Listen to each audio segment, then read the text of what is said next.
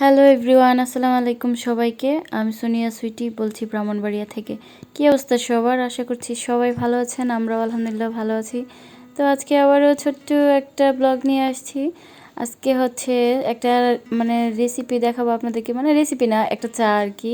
তো যারা যারা আগে টেস্ট করে ফেলছেন তারা তো করেই ফেলছেন, আর যারা করেন নাই তারা অবশ্যই করবেন। তো এটা হচ্ছে অপরাজিতার চা। আর অপরাজিতার চায়ে তো অনেক গুণাগুণ আছে, এটা অনেকেই জানে। তো এদিকে হচ্ছে আমি অপরাজিতা ফুলগুলোর সাথে কয়েকটা শুকনো আদার টুকরা দিয়ে দিলাম। আমার কাছে মোটামুটি ভালোই লাগে এই চাটা, আমি প্রায় সময় করে খাই। তো এখন একটু ভালোভাবে ফুটাই নেব পানিটা সেদ্ধ করে। ফুলগুলো একদম ফ্রেশ ছিল আমাদের গাছের। তো এখানে আমি এক চামচের চাইতেও কম চিনি আর হচ্ছে একটু মধু নিয়ে নিতেছি।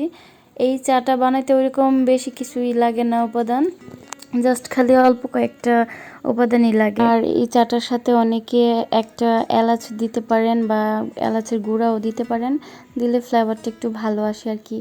তো এই চাটা আমার কাছে অনেক ভালো লাগে। আমি সত্যি বলতে যদি একটু গলায় প্রবলেম হয় তখনই খাই আর কি।